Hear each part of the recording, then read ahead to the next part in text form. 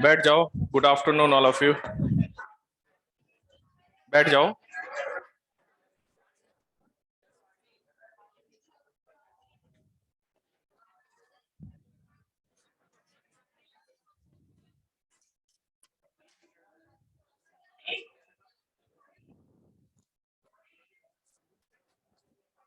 Last हम लोग कहाँ पे थे? इंटेंसिटी और ये एनालाइज कर दिया था ना, पावर, इंटेंसिटी एंड एनर्जी, ये तीनों की बात कर ली थी हमने।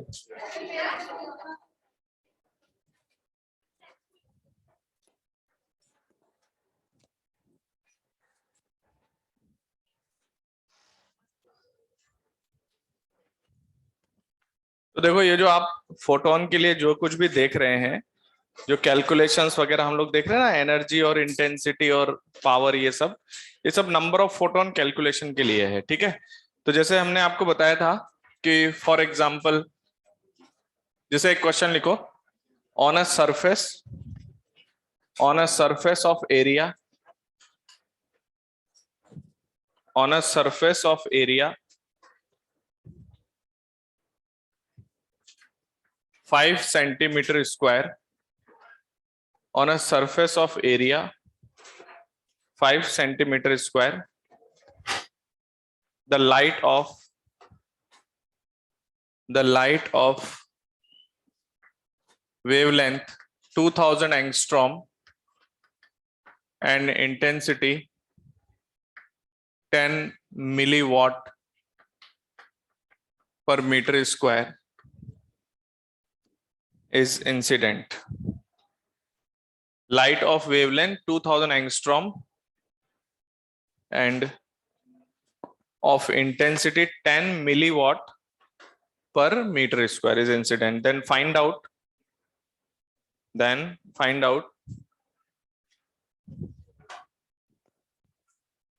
क्वेश्चन नंबर 1 लिखो,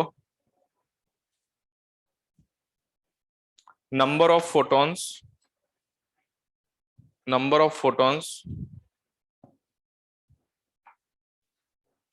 per second,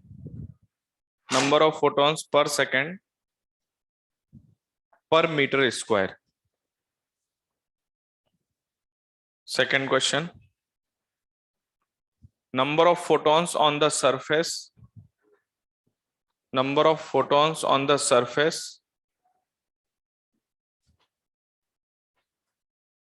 in 10 seconds.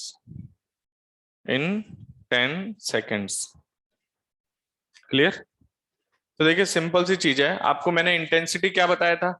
Intensity is power per unit area, that is energy per unit area per unit time. तो सिंपल ये था, क्या था? N by delta T into delta a, है ना, and that is h nu. तो simply आपको intensity provided है और एच न्यू की वैल्यू आप रख देते हैं, तो आपको क्या मिल जाएगा? नंबर पर सेकंड पर यूनिट एरिया। और उसकी अगर आप ऐसा यूनिट में निकालना चाहो या किसी और यूनिट में, तो मैंने आपको यूनिट देके पूछा है किस यूनिट में चाहिए? पर सेकंड पर मीटर स्क्वायर। तो देखिए, n by delta t delta a की वैल्यू कितनी आ जाएगी? I by h nu, and h nu can be written as H C by. अब देखो, कैलकुलेशन में आपको क्या रखना है, पूरा ध्यान रखना है कि भाई यहाँ पर यूनिट्स बहुत तरीके से जानी चाहिए। तो हम है ना पूरा कैलकुलेशन ऐसा यूनिट में करेंगे। किसमें? ऐसा यूनिट में। तो ये हमारे पास आएगा intensity into lambda upon h c. तो intensity how much? 10 into 10 power -3, ये ऐसा यूनिट हो गया। इंटू लैम्डा कितना है? 2000 angstrom into 10 power -10 upon H कितना है? 6.64 into 10 power into 3 into 10 power 8। ये यूनिट आएगी पता है?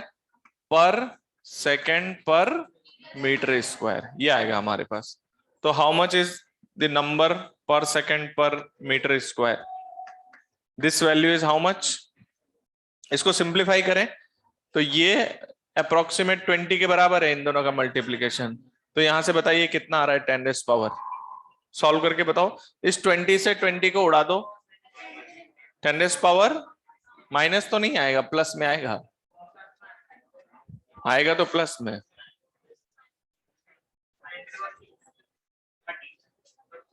गलत नहीं होना चाहिए। 16। चलिए कुछ लोग बोल रहे हैं ये, मैं मान लूंगा, बाकी लोग भी चेक करें क्या आ रहा है।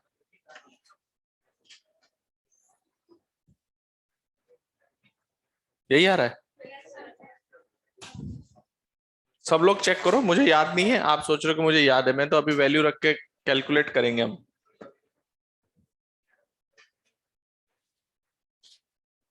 तो ये क्या है, number of photons per second पर मीटर स्क्वायर। 10 पावर 16 आ रहा है सबका, पक्का?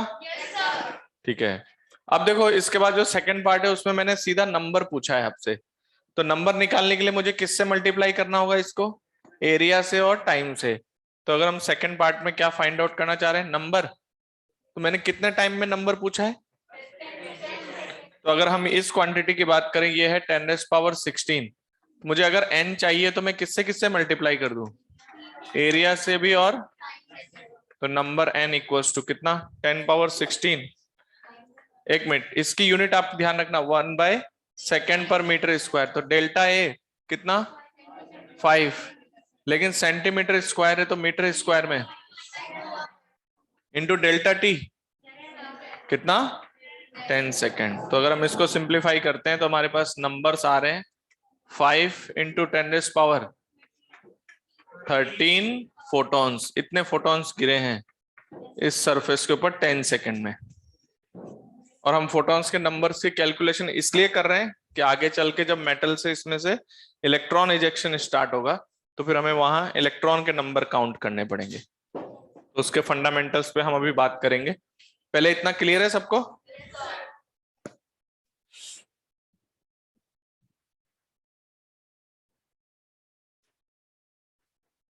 यूनिट्स का ध्यान रखना, इनमें गलती क्या होती है, अब क्वेश्चन आपसे पूछ रहा है पर सेकंड पर सेंटीमीटर स्क्वायर, तो आपने ऐसा यूनिट रखा है ना, तो पहले ऐसा यूनिट में रख दिया। अब क्वेश्चन आपसे क्या पूछ रहा है, पर सेंटीमीटर स्क्वायर, तो फिर आप यहाँ पे यूनिट्स को ढंग से कन्वर्ट कर लो बस, ठीक है। तो देखिए अभी तक हम लोग सिर्फ फोटोन के नंबर के लिए ये कैलकुलेशंस कर रहे हैं, ठीक है। अच्छा एक बात मुझे बता सकते हो एक सिंपल वे में, सपोज मेरे पास कोई सोर्स ऑफ लाइट है, क्या है, सोर्स है, जैसे मान लीजिए क्वेश्चन में आपसे कहता है कि एक बल्ब है, ठीक है, तो मान लीजिए बल्ब की पावर P है और वो लैम्डा वेवलेंथ की लाइट एमिट कर रहा है, तो इसकी पावर का मतलब क्या होगा, एनर्जी पर यूनिट टाइम कितना निकल रहा है। तो मुझे बताइए एक फोटोन की एनर्जी कितनी, hc/लैम्डा या h nu, then what is the power, power तो देखो एक फोटोन की एनर्जी तो कितनी हुई hc/लैम्डा, एक बार मैं उसको h न्यू लिख रहा हूं, और यहां पर ये होगा नंबर पर यूनिट टाइम। अब हम बोल सकते हैं ये नंबर क्या है, this is the numbers emitted from the bulb. जैसे यहां पर मैंने सरफेस पे गिराया था तो वो इंसिडेंट था, अभी ये क्या हो रहा है, बल्ब से इतने नंबर पर सेकेंड एमिटेड, तो यहां पर power equals to n/delta t into h nu, where n/delta t is number of photons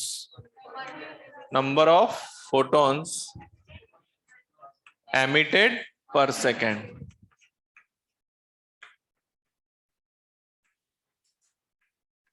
okay, तो एक बात बताइए, एक आपके पास है ना येलो कलर का बल्ब है और एक आपके पास मान लीजिए वॉयलेट कलर का बल्ब है, इन दोनों की अगर पावर सेम है तो किस में फोटोन ज्यादा निकल रहे हैं पर सेकेंड। तो देखिए एक कौन सा आपके पास वॉयलेट, एक कौन सा मैंने बोला येलो, तो violet, indigo, blue, green, yellow, orange, red, इधर लैम्डा बढ़ रहा है, लैम्डा बढ़ने का मतलब फ्रीक्वेंसी कम हो रही है। मैंने कहा दोनों की पावर सेम है, तो जिसकी फ्रीक्वेंसी ज्यादा होगी उसके नंबर्स कम होंगे, जिसका एक फोटोन ज्यादा एनर्जी का होगा उसके नंबर कम होंगे, और जिसका एक फोटोन कम एनर्जी का होगा उसके नंबर्स ज्यादा होंगे। मैं कंडीशन क्या दे रहा हूं आपको कि उनकी पावर क्या है, सेम है। क्लियर और नॉट? तो जो पावर है वो नंबर्स पे भी डिपेंड कर रही है कि कितने नंबर्स पर सेकंड एमिट हो रहे हैं, प्लस एक फोटोन की एनर्जी कितनी है, वो आपको पता है कि कलर के हिसाब से या जो लाइट की वेवलेंथ होगी उसके हिसाब से डिसाइड होगा। क्लियर है? तो हम लोग अब नेक्स्ट पॉइंट पे आ जाते हैं, जो हमारा फोटो इलेक्ट्रिक एमिशन है। भैया वॉइस नहीं आ रही क्या वहां पे? आ रही है? तो देखो सबसे पहली चीज आती है work function of a metal surface. Okay, work function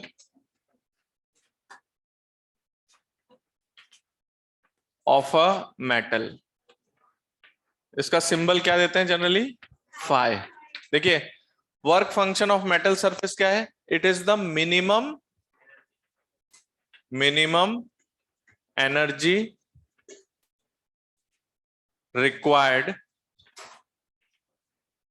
to eject the electron from metal surface। एक मिनट इधर देखना, अभी मैंने जब वर्क फंक्शन डिफाइन किया है तो यहां पर कोई लाइट वाइट की बात नहीं कर रहे हैं हम। हमने कहा कि वर्क फंक्शन का मतलब क्या होता है कि किसी मेटल सरफेस से इलेक्ट्रॉन निकालने के लिए कितनी मिनिमम एनर्जी रिक्वायर्ड है, that is called as work function. तो वर्क फंक्शन को हम लोग किससे डिनोट कर रहे हैं? 5। अब आप है ना इलेक्ट्रॉन किसी भी प्रोसेस से निकाल सकते हो। जैसे मान लीजिए आपने उस मेटल को गर्म करना शुरू किया और आप उसको थर्मल एनर्जी दे रहे हैं और उसमें से इलेक्ट्रॉन बाहर निकल जाए, तो उसको कहा जाता है थर्माइनिक एमिशन। क्या बोलते हैं? Thermionic emission. इसी तरह से अगर मान लीजिए आप लोग इलेक्ट्रिक फील्ड मैग्नेटिक फील्ड पढ़ चुके हो, तो high amount of electric field और मैग्नेटिक फील्ड लगाकर अगर हम उसमें से इलेक्ट्रॉन को बाहर निकाल पाए तो उसको फील्ड एमिशन कहा जाता है। क्या कहा जाता है? लेकिन ये चैप्टर हमारा किस पर बेस्ड है? फोटो इलेक्ट्रिक एमिशन पे। तो फिलहाल जो वर्क फंक्शन है ना, इसमें फोटो इलेक्ट्रिक का कहीं नाम नहीं है। इसका मतलब तो है कि मिनिमम एनर्जी कितनी चाहिए इलेक्ट्रॉन को मेटल सरफेस से बाहर निकालने के लिए, that quantity is called as work function. अब मैं आपको बता दूं कि प्रैक्टिकल डेटा जो हमारे पास यूनिवर्स में जो भी मेटल्स हैं, उनमें जो प्रैक्टिकल हमारा जो वर्क फंक्शन होता है वो इलेक्ट्रॉन वोल्ट ऑर्डर का होता है। किस ऑर्डर का? इसका मीनिंग समझते हो? जैसे मैं आपको कोई क्वेश्चन दूंगा, वहां पे आपको पता चला मैंने दिया 4.2 इलेक्ट्रॉन वोल्ट इसका वर्क फंक्शन है। ऐसे नहीं दूंगा कि 4200 इलेक्ट्रॉन वोल्ट है। क्या आप इसको देख के कुछ समझ पा रहे हो? क्या डिफरेंस है इनमें? ये बहुत ज्यादा है, ये बहुत। मैं आपको ये बताना चाह रहा हूं कि हमारा जो वर्क फंक्शन जनरली मेटल्स का होता है वो किस ऑर्डर का होता है? इलेक्ट्रॉन वोल्ट ऑर्डर का। जैसे जनरली प्रैक्टिकल हमारे पास जो मेटल्स होंगे, किसी में 3.2, किसी में 3.5, किसी में 4.5, किसी पे 5.5, इस तरीके का होता है। समझ में आई बात? तो ये किस ऑर्डर की एनर्जी आपको समझ में आ रहा है? इलेक्ट्रॉन वोल्ट ऑर्डर की एनर्जी है। अगर हम बात करें जनरली जो सीजियम होता है ना, हमारा सीजियम मेटल, उसका वर्क फंक्शन सबसे कम होता है, लगभग 1.9 इलेक्ट्रॉन वोल्ट। कितना? 1.9 इलेक्ट्रॉन वोल्ट। आप समझ रहे हो हमारे पास जो वर्क फंक्शन यूनिवर्स में मिलेंगे वो किस ऑर्डर के होंगे? लगभग इलेक्ट्रॉन वोल्ट। किसी मेटल का कुछ और होगा। ऑर्डर आपको समझ में आता है? अब देखिए जो work function of a metal है, वो मिनिमम एनर्जी कितनी रिक्वायर्ड है इलेक्ट्रॉन को बाहर निकलने के लिए। तो याद रखना आप, जो इलेक्ट्रॉन बाहर निकलेगा ना, तो उसके जो सरफेस वाला इलेक्ट्रॉन होगा बिल्कुल, उसको अगर हम बाहर निकलने की बात करें तो उसको वर्क फंक्शन के बराबर एनर्जी चाहिए। लेकिन अगर मान लीजिए आपका ये कोई लैटिस है, मेटल का लैटिस है, और यहां से किसी इलेक्ट्रॉन को हम निकाल रहे हैं, तो वो हो सकता है कि वो वर्क फंक्शन से ज्यादा एनर्जी भी यूज करे बाहर आने के लिए। तो याद रखिएगा वर्क फंक्शन की डेफिनेशन में it is the minimum energy required. लेकिन किसी इलेक्ट्रॉन को, हाँ ये सरफेस के इलेक्ट्रॉन के लिए है, बट अगर सरफेस से थोड़ा सा अंदर का कोई इलेक्ट्रॉन हो तो उसको बाहर निकालने के लिए आपको वर्क फंक्शन से ज्यादा एनर्जी भी देनी पड़ सकती है। बात समझ में आई बात? इसका मतलब कोई इलेक्ट्रॉन बाहर आ रहा है तो वो जब खर्च करेगा बाहर निकलने में, तो वो वर्क फंक्शन के बराबर भी खर्च कर सकता है या उससे ज्यादा भी खर्च कर सकता है बाहर निकलने के प्रोसेस में। बात समझ में आई? तो ये जो हमारा वर्क फंक्शन है ना, ये मेटल टू मेटल डिपेंड करता है। कोई यूनिवर्सल कांस्टेंट नहीं है कि सारे मेटल का एक जैसा हो, अलग अलग मेटल्स का अलग अलग होगा। तो वर्क फंक्शन किसकी प्रॉपर्टी है? Work function is the property of metal. किसकी प्रॉपर्टी है? ये एक मेटल की प्रॉपर्टी है। अलग अलग मेटल्स के लिए ये वैल्यू अलग अलग होगी, कोई यूनिवर्सल कांस्टेंट जैसी चीज नहीं है। तो अलग अलग मेटल्स का ये होगा। अब जैसे हम दो मेटल सपोज कंपेयर करते हैं, मेरे पास एक मेटल ए है और एक मेटल बी है। अगर हमें ये पता हो कि मेटल ए का वर्क फंक्शन ज्यादा है मेटल बी से, तो पहली बात तो ये कंपैरिजन है। क्या है ये? कंपैरिजन। किस बात का कंपैरिजन है? कि मैंने कहा कि मेटल ए का वर्क फंक्शन ज्यादा है, यानी इसको मिनिमम एनर्जी जो चाहिए वो ज्यादा चाहिए और इसको कम चाहिए। तो हम बोलेंगे कि मेटल बी, क्या बोलेंगे? Metal B is more sensitive, more sensitive towards electron emission, towards electron emission than metal A। क्या ये रिलेटिव कंपैरिजन है? क्या कोई मेटल अपने आप में ज्यादा या कम सेंसिटिव होता है क्या? नहीं। जब आप उसको किसी दूसरे मेटल से कंपेयर करेंगे तो जिसका वर्क फंक्शन ज्यादा होगा वो कम सेंसिटिव, जिसका वर्क फंक्शन कम होगा वो ज्यादा सेंसिटिव। कोई मेटल अपने आप में ज्यादा या कम सेंसिटिव, उसको जब आप किसी दूसरे से कंपेयर करोगे तब वर्क फंक्शन से देख के आप बताओगे कि कौन ज्यादा सेंसिटिव है। तो जिसका वर्क फंक्शन कम है वो ज्यादा सेंसिटिव है, और जिसका वर्क फंक्शन ज्यादा है वो कम सेंसिटिव है, रिलेटिव कंपैरिजन में। कोई मेटल अपने आप में ज्यादा या अपने आप में कम नहीं होता है, किसी के कंपैरिजन में वो ज्यादा या कम होगा। क्लियर? इसको नोट कर लीजिए। वर्क फंक्शन किसकी प्रॉपर्टी है? मेटल्स की प्रॉपर्टी है।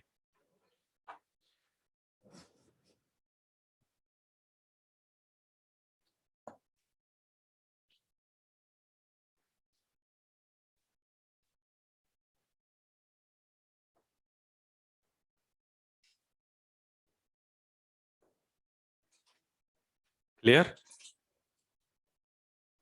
क्वेश्चन में जो आपको दिया जाएगा आप उसको यूज करेंगे।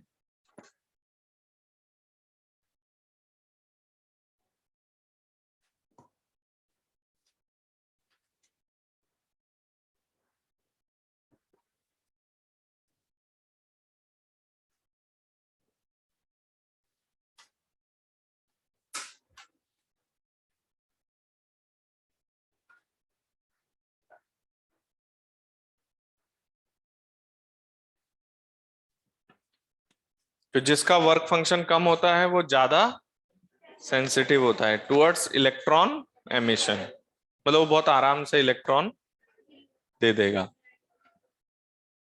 क्लियर? कोई लिखना चाहे तो लिख लो कि हमारे पास सीजियम मेटल का वर्क फंक्शन सबसे कम होता है। हाँ, merry Christmas to all of you. Party आप लोग जब दोगे मैं ले लूंगा, कोई दिक्कत नहीं है मुझे।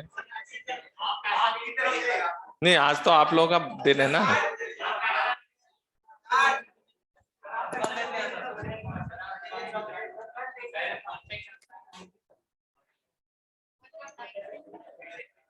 क्या बोला मैंने? सीजियम मेटल का वर्क फंक्शन मिनिमम होता है। अच्छा, एक बार देखो, आपने एक चीज नोटिस किया, मैंने आपको इसकी वैल्यू बताया है लगभग कितना, 1.9। अच्छा, जरा चेक करो तो 1.9 जो है उसके करस्पॉन्डिंग अगर हम लाइट के सपोज फोटोन हम गिराएं सपोज, या चलो कोई बात नहीं, एक स्टेटमेंट और लिख लेते हैं फिर बात करेंगे। तो पहले लिख लो, the work function is minimum for caesium metal. अच्छा, याद रखना ये 1.9 कोई हार्ड एंड फास्ट नहीं है। किसी क्वेश्चन में आपको 1.95 दे दे, 2 दे दे, तो जो भी आप दिया जाएगा वो आपको यूज करना है, इसलिए मैं डेटा जनरली लिखवाता नहीं हूं। मिनिमम किसका होता है? सीजियम मेटल का। क्लियर है? तो नेक्स्ट हेडिंग डालिए, photo electric emission. Photo electric emission या effect.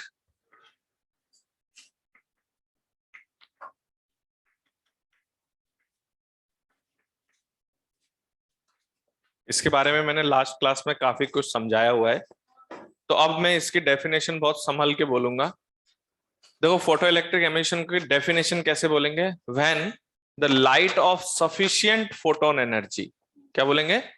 When the light of sufficient photon energy is incident on the metal, then the electron emission is found. क्योंकि मैंने आपको पिछले क्लास में कहा था कि एक फोटोन एनर्जी एक फ्रीक्वेंसी से कम पर इलेक्ट्रॉन एमिशन, तो एक वाइड रेंज में आपको पता है कि जो फोटोन आ रहा है उसके पास मिनिमम एनर्जी कितनी होनी चाहिए, वर्क फंक्शन के बराबर या उससे ज्यादा, उससे कम पर इलेक्ट्रॉन एमिशन नहीं होगा। तो नीचे लिखिए, when the light of sufficient photon energy, when the light of sufficient photon energy is incident on the metal, is incident on the metal,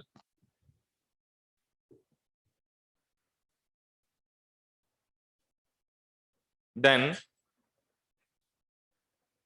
emission of electron is found, then the emission of electron is found. This phenomena is called, this phenomena is called photoelectric emission, photoelectric emission, and the electrons are called photoelectrons. उस electron का हमने नाम क्या रख दिया, photo electrons, क्योंकि वो किसकी वजह से निकले हैं, फोटॉन्स, या क्या कहते हैं, लाइट की वजह से। And the electrons are called photo electrons. तो फोटो इलेक्ट्रॉन कोई अलग से चीज नहीं है, इन्हीं का नाम है। क्लियर है क्या? अच्छा, अब आपने फोटो इलेक्ट्रिक एमिशन में ये बात आप समझ चुके हो कि सफिशिएंट एनर्जी का क्या देना पड़ता है, फोटोन देना पड़ता है, तभी निकलेगा, वरना नहीं निकलेगा, वरना फिर कभी नहीं निकलेगा। अभी हम लोग उन चीजों को और वेवलेंथ और इनके करस्पॉन्डिंग डिफाइन करेंगे। अब इसमें सबसे पहला पॉइंट फोटो इलेक्ट्रिक एमिशन में क्या है कि इसमें क्या फैक्ट है कि एक फोटोन का इंटरेक्शन एक ही इलेक्ट्रॉन से होता है। कभी भी दो फोटोन एक इलेक्ट्रॉन को नहीं दे सकते, और कभी ऐसा नहीं होगा कि एक फोटोन दो इलेक्ट्रॉन में डिस्ट्रीब्यूट हो जाए। तो 1-1 इंटरेक्शन होता है। तो लिखो, फर्स्ट इंपॉर्टेंट पॉइंट है इन फोटो इलेक्ट्रिक एमिशन। इधर देखो, ये फोटो इलेक्ट्रिक एमिशन जब भी बोलो आप शॉर्ट में लिख लेना ऐसे। देखो, व्हेन, ऐसे लिखो, in photo electric emission, in photoelectric emission 1-1 interaction between photon and electron is found. 1-1 interaction between photon and electron is found.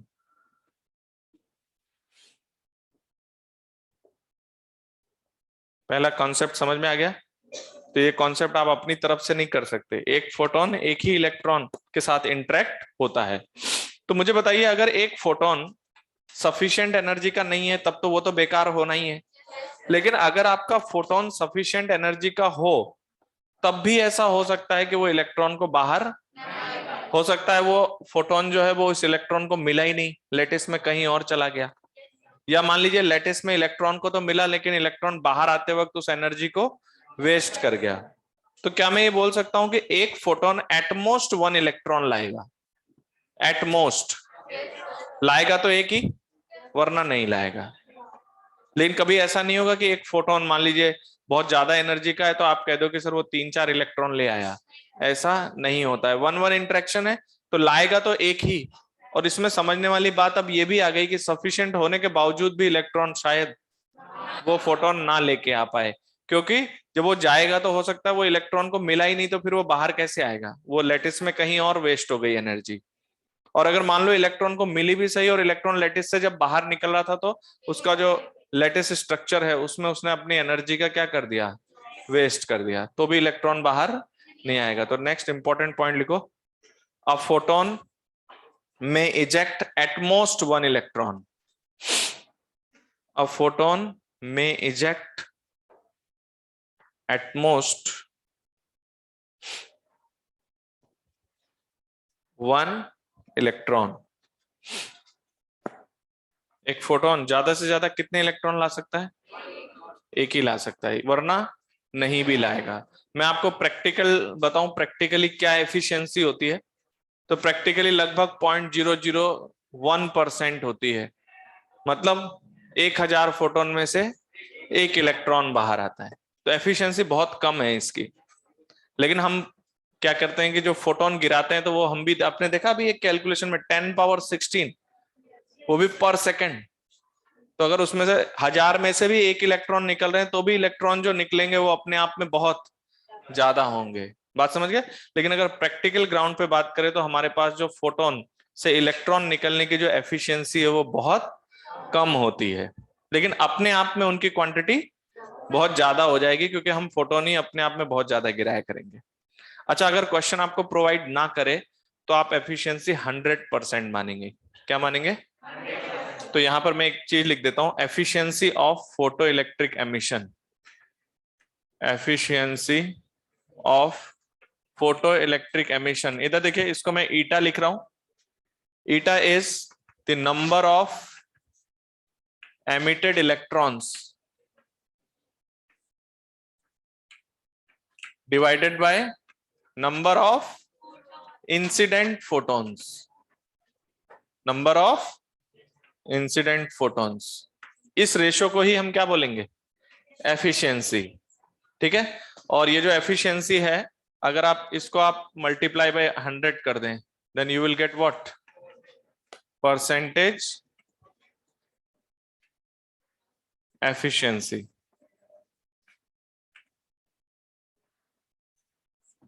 Percentage efficiency is eta multiply by 100।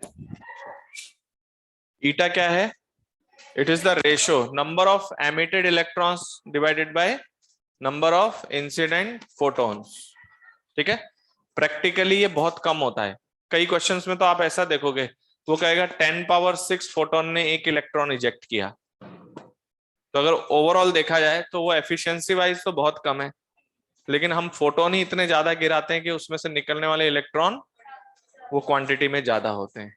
ठीक है, अच्छा अब एक बात बताओ, सिंपल सी बात, अगर मैं कहता हूं it is the number of electron emitted upon number of incident photons, ठीक है, तो अगर मैं इसमें ये कहता हूं कि ये नंबर पर सेकंड है तो ये भी नंबर पर सेकंड होगा। ये नंबर पर सेकंड पर यूनिट एरिया है तो ये भी नंबर पर सेकंड पर यूनिट एरिया होगा। क्लियर है? तो number of emitted electrons, number of incident photons, इस रेशियो को हम क्या बोलते हैं? एफिशिएंसी। प्रैक्टिकली बहुत कम होती है और अगर क्वेश्चन में नहीं दिया जाए देन यू विल अज्यूम 100%। इसको लिख लो, तो ये क्वेश्चन जब बोलेगा नहीं तब हम 100% की बात करेंगे कि मतलब एक भी फोटोन बेकार नहीं होगा। जितने फोटोन कैपेबल हैं वो एक एक इलेक्ट्रॉन लेकर आएंगे ही।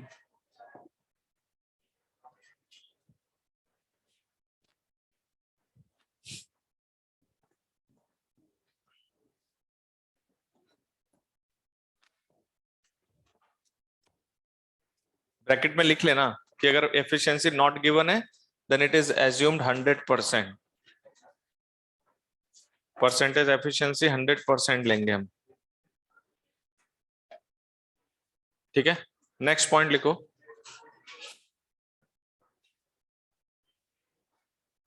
देखो, wave theory is unable to explain, next point लिखिए, third point, the wave theory is unable to explain because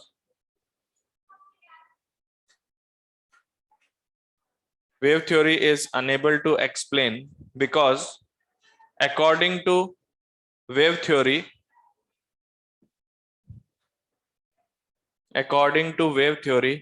electron may take some time for ejection. According may take some time for ejection, but actually the process is frequent. Actually ये process कैसा है? But actually the process is frequent. Bracket में लिखिए,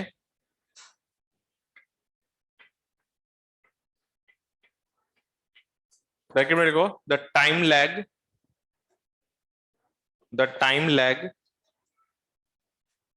between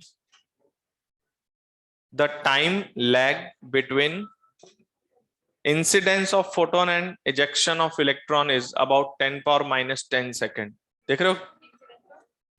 हाँ, the time lag between incident of photon या incidence of photon and ejection of electron is about 10⁻⁻10 second. देख रहे हो कितना फ्रीक्वेंट प्रोसेस है। तो आप समझ गए हो कि एक साथ इलेक्ट्रॉन को एनर्जी मिल रही है इसलिए वो बाहर आ जाता है। ठीक है, एक लाइन और लिखो। हाँ, लास्ट लाइन रिपीट करें। हाँ, टाइम लैग के बाद देना the time but the actual time for ejection नहीं, but actually the process is frequent. फिर मैंने ब्रैकेट में लिखा है the time lag between incidence of photon and ejection of electron is about 10⁻⁻10 second. कितना फास्ट प्रोसेस है आप देखो। अच्छा, दूसरा पॉइंट, यहां पर एक फ्रीक्वेंसी का बैरियर है, उस फ्रीक्वेंसी से कम पर इलेक्ट्रॉन एमिशन। इतना मैं आपको सिखा चुका हूं अभी कि आपको पता है कि आपकी फोटोन एनर्जी या तो वर्क फंक्शन के बराबर होनी चाहिए या उससे ज्यादा। और फोटोन एनर्जी एच न्यू होती है क्या? तो H new must be greater than और इक्वल टू 5। तो आपकी फ्रीक्वेंसी का एक मिनिमम का बैरियर है, जबकि वेव थ्योरी के अकॉर्डिंग ऐसा नहीं होता था। इसमें अगला एक और पॉइंट मेंशन करो। ये कई बार मल्टीपल चॉइस में मतलब ये चीजें आती हैं, ऑप्शंस में लिखा होता है कि वेव थ्योरी क्यों एक्सप्लेन नहीं कर पा रही है। तो सेकंड पॉइंट है इसका, लिखो according to wave theory, according to wave theory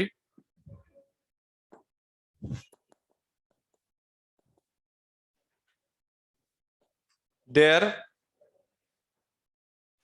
should not be any frequency barrier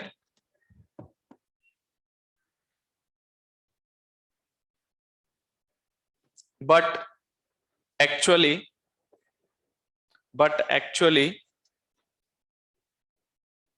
below a particular frequency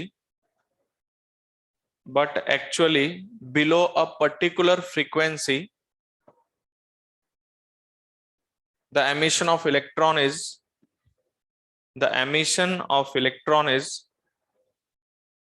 not found। सही बात है। क्यों है आपको पता है?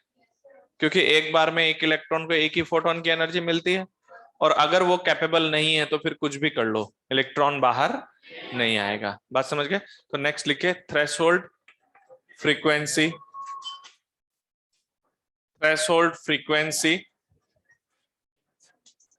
एंड मैं थ्रेशोल्ड फ्रीक्वेंसी को लिख रहा हूं न्यू टीएच। पहले थ्रेशोल्ड फ्रीक्वेंसी की बात कर लेते हैं।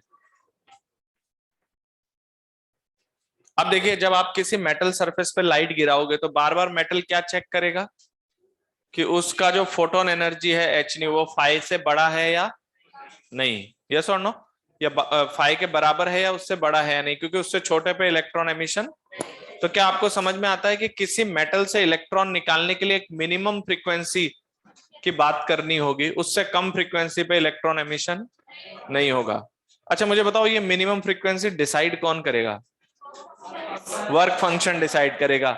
कि जैसे मान लो एक मेटल है, उसका 2 इलेक्ट्रॉन वोल्ट है, एक का 3, तो 3 वाला अपने हिसाब से चेक करेगा कि मैं कितने मिनिमम फ्रीक्वेंसी पे इलेक्ट्रॉन एमिशन दूंगा, यस और नो। तो याद रखना, ये जो थ्रेशोल्ड फ्रीक्वेंसी या थ्रेशोल्ड वेवलेंथ हम अभी डिफाइन करेंगे, ये है तो फ्रीक्वेंसी है तो लाइट की, लेकिन डिसीजन कौन लेगा इसका? Work function. यानी कौन डिसाइड करेगा? मेटल डिसाइड करेगा। तो हम कहेंगे कि जो थ्रेशोल्ड फ्रीक्वेंसी है ये किसकी प्रॉपर्टी है? मेटल की। तो लिखो it is the minimum frequency of light, it is the minimum frequency of light required for it is the minimum frequency of light required for photoelectric emission, required for photoelectric emission। Minimum frequency है। तो इधर देखिए, मैंने उस frequency को symbol क्या दिया? New, और नीचे टीएच। कहीं बुक्स में न्यू नॉट लिखा हो सकता है, कैसा भी हो सकता है, ठीक है। ये थ्रेशोल्ड फ्रीक्वेंसी है, हम कैसे निकाले बताइए? तो मैंने कहा E इक्वल्स टू कितना, एच न्यू होता है। तो एच न्यू टी एच अगर हम कर देंगे थ्रेशोल्ड फ्रीक्वेंसी के बराबर एनर्जी के फोटोन को आप थ्रेशोल्ड एनर्जी भी बोल सकते हो। और ये किसके बराबर होना चाहिए? Work function. तो मेरे पास थ्रेशोल्ड फ्रीक्वेंसी अगर मुझे कैलकुलेट करना है तो that is phi by h. Phi की वैल्यू और एच की वैल्यू पर्टिकुलर यूनिट्स में आप रख दो, आपको फ्रीक्वेंसी मिल जाएगी। यस और नो? अब बताइए इस मेटल पे मैं इस थ्रेशोल्ड से ज्यादा या इसके बराबर फ्रीक्वेंसी गिराऊंगा, इससे कम नहीं गिराऊंगा। तो आप कह सकते हो कि जो एनर्जी ऑफ फोटोन है ना, that must be greater than और equal to phi for what? Photo electric emission. अगर होना है तो फोटोन एनर्जी फाई के बराबर या उससे, और उसके corresponding frequency of light must be greater than और इक्वल टू थ्रेशोल्ड फ्रीक्वेंसी। तो इस कंडीशन में फोटो इलेक्ट्रिक एमिशन मिलेगा। और अगर frequency is less then what? Threshold, तो कुछ भी कर लो इलेक्ट्रॉन बाहर नहीं आएगा। ये इस बात का एविडेंस भी है कि 1-1 कोलिजन हो रहा है। अगर ज्यादा कोलिजन, ज्यादा के साथ वो इंटरेक्ट कर रहा होता तो फिर वो आ ही जाता कैसे न कैसे बाहर। यस और नो? बट अगर frequency incident is less then the threshold frequency तो हम क्या कहेंगे? फोटो इलेक्ट्रिक एमिशन कभी भी नहीं मिलता है।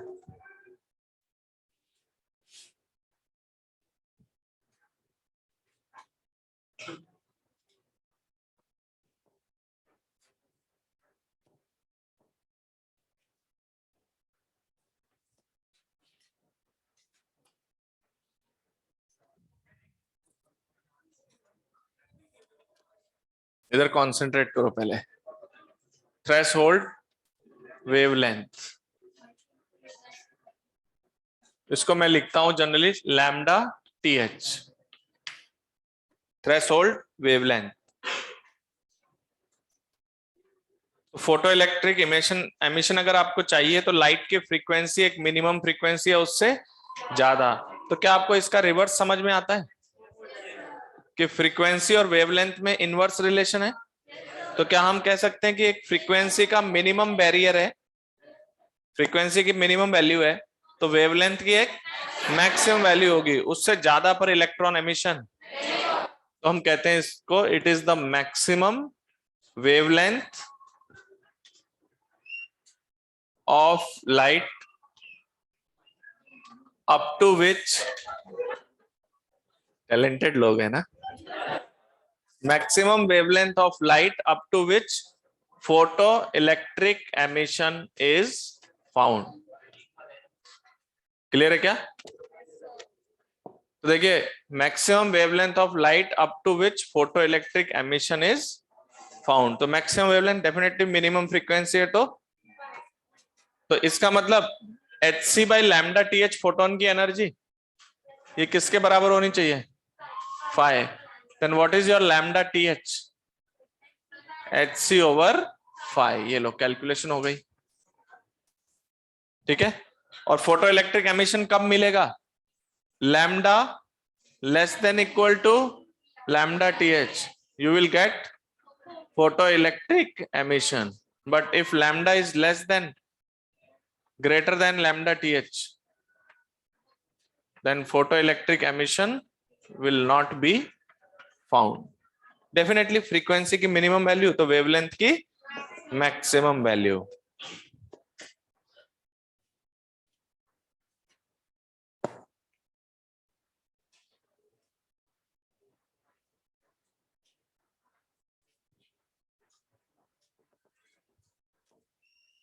नोट कर लिया?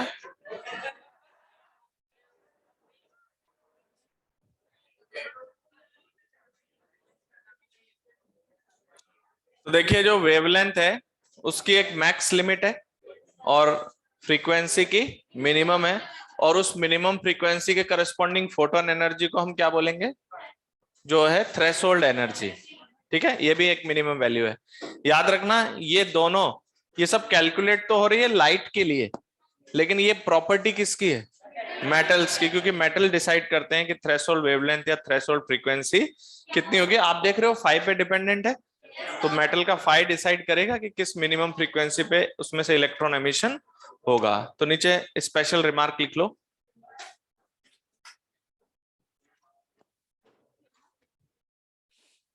threshold frequency and threshold wavelength. Threshold frequency and threshold wavelength are the property of metal. Are the property of metal.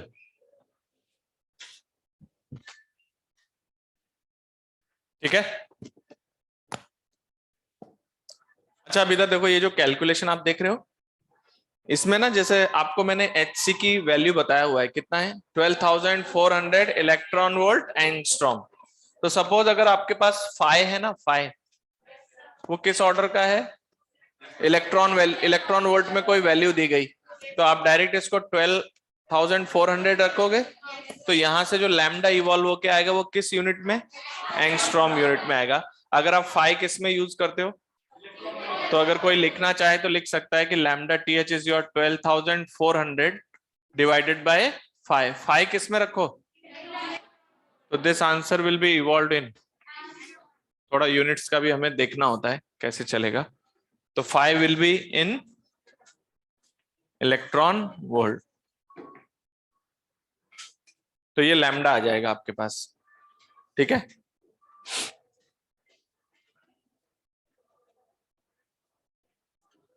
ठीक है, तो एक पर्टिकुलर वेवलेंथ से ज्यादा वेवलेंथ के बाद इलेक्ट्रॉन एमिशन हमारे पास होता ही नहीं है, ठीक है। तो नेक्स्ट हेडिंग डालिए, Einstein equation of photo electric emission.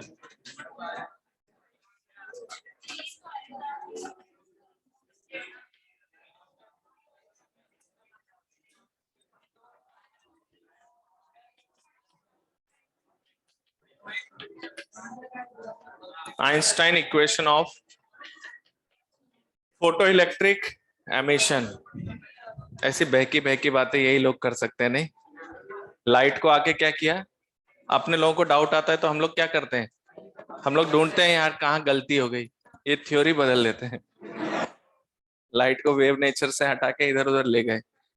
अब देखो आइंस्टाइन इक्वेशन क्या कहता है, सिंपल, आपके पास एक मेटल है, इस मेटल का कुछ वर्क फंक्शन होगा, ठीक है। इसमें आपने फोटोन इंसिडेंट किया। अच्छा कोई ऐसे मत समझना कि फोटोन ऐसे चलता है, वो एक रिप्रेजेंटेशन का तरीका है, फोटोन स्ट्रेट आता है स्पीड ऑफ लाइट से, सीधा चलता है, ठीक है। तो इधर से आपने क्या इंसिडेंट किया, photon. Suppose the energy of photon is E and that is h new. और ये जो मेटल है इसका अपना वर्क फंक्शन हो सकता है, अपनी थ्रेशोल्ड फ्रीक्वेंसी या थ्रेशोल्ड वेवलेंथ हो सकती है। तो वहां से अगर हम आपको थ्रेशोल्ड फ्रीक्वेंसी या वेवलेंथ देंगे तो आप फाई को वहां से एस्टिमेट भी कर सकते हो, ठीक है। तो यहां से किसका इजेक्शन होगा, तो ये तो कंफर्म हुआ कि ये एनर्जी सफिशिएंट होनी चाहिए तभी इलेक्ट्रॉन बाहर निकलेगा। और बाहर निकल रहा है तो ये जो इलेक्ट्रॉन बाहर आया है it have some kinetic energy. तो यहाँ पे ये हुआ है कि जो आपने फोटोन एनर्जी इलेक्ट्रॉन को दी है उसका एक पार्ट यूज होता है, बाहर निकलने में खर्च हो जाता है, और remaining part is stored in the form of kinetic energy of electron. तो मुझे बताइए अगर मैंने फोटोन एनर्जी कितना डाला, h न्यू, तो यहां से फाई का यूज है क्या, तो इलेक्ट्रॉन बाहर निकलने में फाई यूज कर सकता है या फाई से ज्यादा भी, अभी मैंने पहले हाईलाइट कर दिया आपको कि वो फाई से ज्यादा भी यूज कर सकता है। तो इसका मतलब ये हुआ कि अगर मुझसे कोई इसकी काइनेटिक एनर्जी पर्टिकुलर इलेक्ट्रॉन की पूछे तो मैं नहीं बता पाऊंगा जब तक मुझे ये नहीं पता है कि उस इलेक्ट्रॉन ने कितना यूज। अगर सपोज मुझे चाहिए उस इलेक्ट्रॉन की एनर्जी तो मैं यहाँ से जो इलेक्ट्रॉन इजेक्ट हुआ है इसको किसी तरह से इसकी काइनेटिक एनर्जी निकालने की कोशिश करूं, यस और नो। उसको निकालने के लिए मैं उसको इलेक्ट्रिक फील्ड में ले जाऊं या मैग्नेटिक फील्ड में घुमाऊं या कुछ भी करूं, कैसे भी करके मुझे किसी तरह से इसकी एनर्जी मिल जाए कैलकुलेशन में, तब हम उसको बता पाएंगे कि इसकी एनर्जी कितनी है। तो अब जो आइंस्टाइन इक्वेशन है किसी पर्टिकुलर इलेक्ट्रॉन की काइनेटिक एनर्जी नहीं बताता है, वो ये कहता है कि मेटल से जो इलेक्ट्रॉन इजेक्ट होगा वो कितनी मिनिमम उसको चाहिए, फाई चाहिए बाहर निकलने में यूज करेगा मिनिमम, लेकिन कोई ज्यादा भी यूज कर सकता है अगर अंदर लैटिस से कहीं से आता है तो जब हमें यही नहीं पता कि यूज कितना कर सकता है तो हम काइनेटिक एनर्जी के मैक्सिमम वैल्यू पे कमेंट करेंगे। किस पे? तो याद रखना है जो आइंस्टाइन इक्वेशन है ये किसी निकलने वाले इलेक्ट्रॉन की काइनेटिक एनर्जी नहीं बताता है, ये बताता है यहां से जो इलेक्ट्रॉन्स निकल रहे हैं उनमें सबसे ज्यादा कितनी काइनेटिक एनर्जी हो सकती है। And that maximum kinetic energy of ejected electron that is equals to E minus phi. क्या आपने इंसिडेंट किया और मिनिमम खर्चा 5, तो मैक्सिमम कितना बचा के ले जा सकता है इलेक्ट्रॉन? E minus 5। तो किसी इलेक्ट्रॉन के पास मैक्सिमम काइनेटिक एनर्जी कितनी हो सकती है? E minus 5। बात समझ गए? और डेफिनेटली इस मैक्सिमम काइनेटिक एनर्जी से एसोसिएटेड मैक्सिमम स्पीड होगी कोई।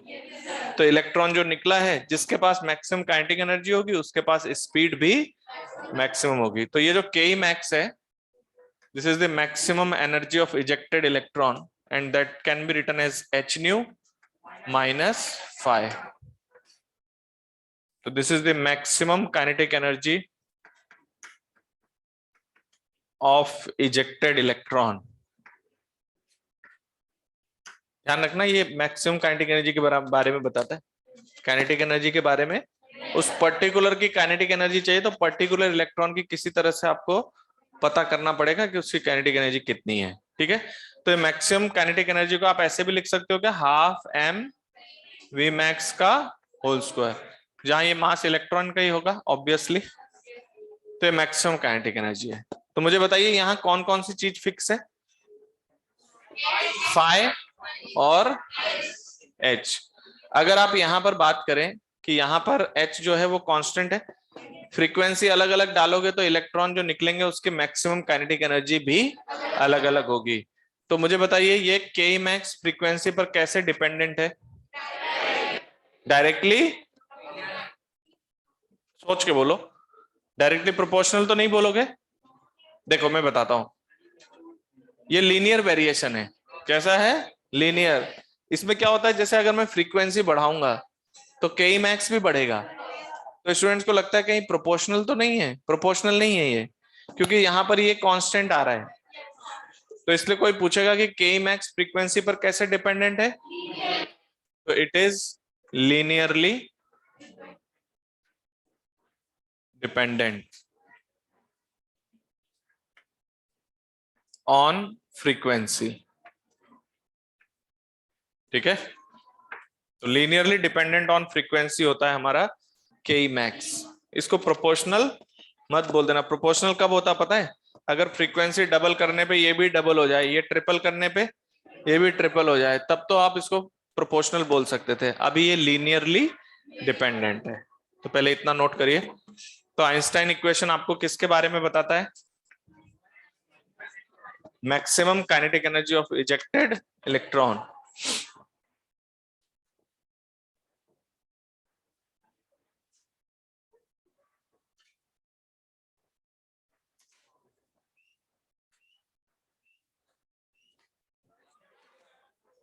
टैलेंट बहुत तगड़ा है आजकल बच्चों में। ओके, ये लीनियरली वेरी करेगा, कोई प्रोपोर्शनल मत बोल देना।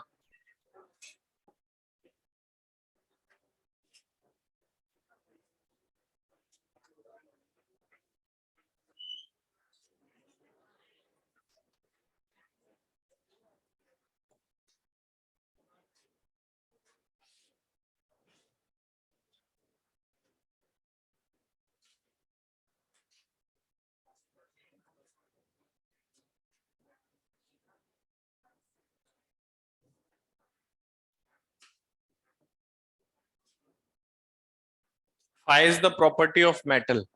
ओके, क्या मिनिमम तो जीरो ही होगी, मैक्सिमम कितनी हो सकती है? h nu माइनस 5, और मिनिमम उसकी वैल्यू जीरो हो सकती है। क्लियर? तो पहले ये बताओ, ये आपने लिख लिया, इसमें ना मैं इसको वेरियस फॉर्म्स में लिख दूं, वो आप अपने आप देख सकते हो ना। जैसे मान लो किसी ने आपको इसको कहा ये E है, ये फाई है, यहां पर हम इसको hc बाई लैम्डा लिख सकते हैं, फाई को हम h न्यू th लिख सकते हैं, या hc बाई तो ये वेरियस फॉर्म्स आप अपने आप बना सकते हो आइंस्टाइन इक्वेशन के लिए। सिंपल आपके सामने लिखा है कि के max is what, H nu minus five. या सिंपल वे में कोई आपसे बोले कि जो आपने एनर्जी ऑफ फोटोन गिराया है वो दो पार्ट में है क्या, एक फाइव प्लस के मैक्स, लेकिन याद रखना के नहीं है, ये क्या है, के मैक्स। ओके, तो फाइव प्लस के मैक्स आपका ई है। अब आप ई को चाहो ऐसे लिखो, एच न्यू या एच सी बाय फाइव को आप एच न्यू टी एच लिखो या h C by lambda T h. K max को आप चाहो ऐसे लिख दो। तो ऐसे वेरियस फॉर्म्स आपको देखने को मिल सकते हैं। ओके, तो ये आपके पास लीनियरली डिपेंडेंट है। तो अगर कोई आपसे पूछता है कि what is the kinetic energy of ejected electron, जो एक्चुअल में इजेक्ट हुआ, तो kinetic energy of ejected electron हमें नहीं मालूम है, तो हम उसकी रेंज बताएंगे। कहां से कहां तक हो सकता है, 0 से के मैक्स। यस और नो?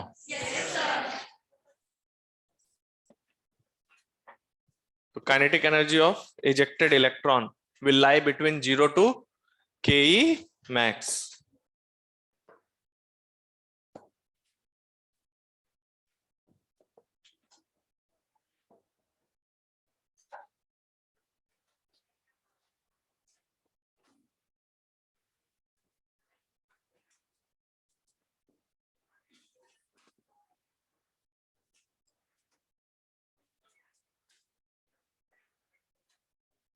ओके, अब देखो यहाँ पे जो के मैक्स यहाँ पर हमारे पास आया है, that is h nu minus five. ये किस पर डिपेंडेंट है, फ्रीक्वेंसी पे डिपेंडेंट है। कैसा डिपेंडेंट है, लीनियरली डिपेंडेंट है। अगर मान लो हम इसके ग्राफ की प्लॉटिंग करें, या चलो ग्राफ से पहले एक बात कर लेते हैं। मान लीजिए मैं एक मेटल सरफेस पे 5 लाख फोटोन गिरा रहा हूं और दूसरे मेटल पे 5 करोड़ करोड़ फोटोन गिरा रहा हूं, लेकिन उन सबके फोटोन एनर्जी सेम है, तो के मैक्स पे क्या फर्क पड़ेगा? के मैक्स पे कोई फर्क नहीं पड़ेगा, क्योंकि के मैक्स को नंबर ऑफ फोटोन से मतलब है नहीं, उसको ये चाहिए कि एक फोटोन कितना एनर्जेटिक है। यस और नो? तो इस बात को टेक्निकल लैंग्वेज में जो हम बोलते हैं ना, वो थोड़ा सा अजीब सी बात है। कैसे, मैं आपको समझाता हूं। हम लोग बोलते हैं कि के मैक्स जो है वो डिपेंडेंट ऑन फ्रीक्वेंसी है, नॉट ऑन इंटेंसिटी। क्या बोल रहे हैं? Not on intensity. हालांकि ये लैंग्वेज बहुत सही लैंग्वेज नहीं है, लेकिन ये बुकिश लैंग्वेज है, तो ये आपको समझना पड़ेगा। वरना आपको ध्यान है क्या, इंटेंसिटी मैंने आपको क्या बताया, I equals to N by A delta T into H C by lambda. तो आपको पता है इंटेंसिटी तो नंबर नहीं होता है वैसे तो, technical language for intensity is not number. तो क्या हम यहाँ सिंपल लैंग्वेज में ये कहना चाह रहे हैं कि इलेक्ट्रॉन जो निकलेगा है ना, उसकी के मैक्स एक फोटोन की एनर्जी पे डिपेंड करता है, इस बात पे डिपेंड नहीं करता कि आप उस पर कितने फोटॉन्स गिरा रहे हैं। और यहाँ पर जो बुकिश लैंग्वेज है या एक जनरल ट्रेंड में जो लैंग्वेज है, वहां हम लोग इंटेंसिटी वर्ड यूज कर जाते हैं, जबकि आपको पता है इंटेंसिटी में नंबर और फ्रीक्वेंसी दोनों होते हैं। आई equals to number per second पर unit area into H new. जबकि हमें तो ये कहना है कि वो नंबर पे डिपेंड। तो ध्यान रखना, ये कंफ्यूजन सबको रहता है इस चैप्टर में कि हम बोले तो बोले क्या फिर। तो बोलना तो चाहिए कि ये नंबर पे डिपेंड। तो याद रखना, जनरल टॉकिंग लैंग्वेज में हम इंटेंसिटी को क्या इंटरप्रेट करेंगे, नंबर। लेकिन अगर कोई क्वांटिटेटिव एनालिसिस हो रहा है या कोई ऐसा डिस्कशन हो रहा है जहां आपको फ्रीक्वेंसी और इनके बारे में क्वांटिटेटिव पता है, तो आप इंटेंसिटी को पावर पर यूनिट एरिया मानेंगे। क्या मानेंगे? Power per unit area. एक जनरल सेंस में मैं जब भी बोलूं कि ये चीज इंटेंसिटी पे डिपेंडेंट नहीं है, तो आप क्या मानेंगे? नंबर मानेंगे इसको। क्लियर है? तो नीचे लिखिए,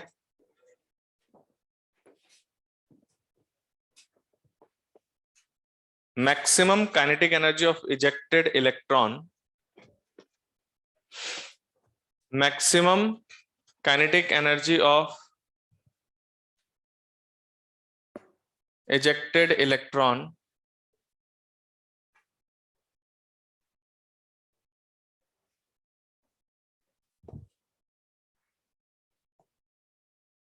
depends on frequency of light not on intensity। सही मायने में नॉट ऑन इंटेंसिटी कहना बहुत सही लैंग्वेज नहीं है, लेकिन मैं इंटेंसिटी से मेरा मतलब क्या है तो ब्रैकेट में लिख लीजिए, इंटेंसिटी जो है उसके ब्रैकेट में लिखिए नंबर ऑफ फोटॉन्स, ताकि जब भी आप पढ़ें नोट्स तो आपको पता रहे कि सर ने नंबर पे कमेंट किया है। क्लियर?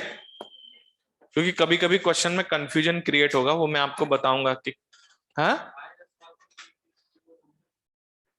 नहीं, जनरली नंबर लेंगे। अभी मैं आपको आगे चल के एक एग्जांपल दूंगा, तो वहां आपको पता चलेगा कि एक जनरल टॉकिंग लैंग्वेज है या वहां कुछ क्वांटिटेटिव लैंग्वेज है। समझ गए क्या?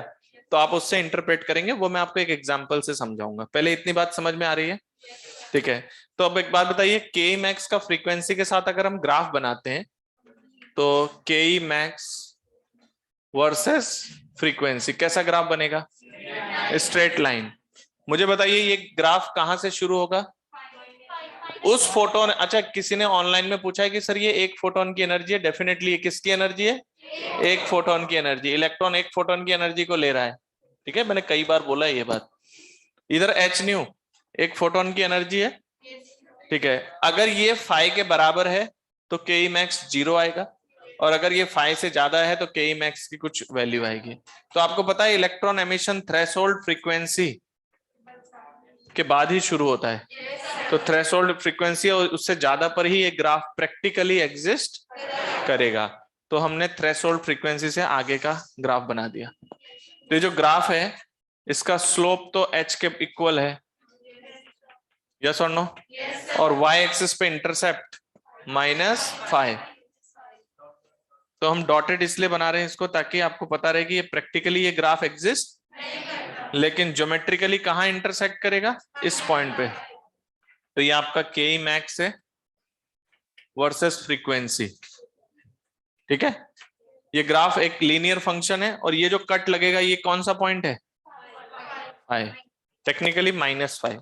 इसका कोई प्रैक्टिकल सिग्निफिकेंस मत निकाल लेना कि 0 पे सर -5 का क्या मतलब हुआ। कोई मतलब नहीं है। हम ये बता रहे हैं कि अगर इस ग्राफ को पीछे एक्सटेंड करेंगे तो यहां कट करेगा। तो कभी अगर ग्राफ से आपको 5 की वैल्यू चाहिए तो आपको दो जगह फोकस करनी है। या तो आपको ये पॉइंट बताया जा रहा होगा, तो आप यहां से न्यू टी एच को क्या लिखते हो? 5/h।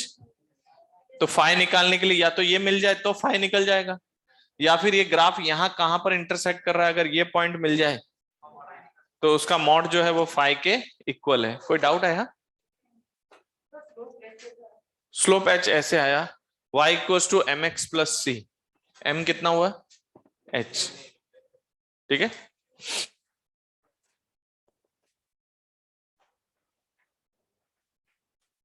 क्लियर और नॉट?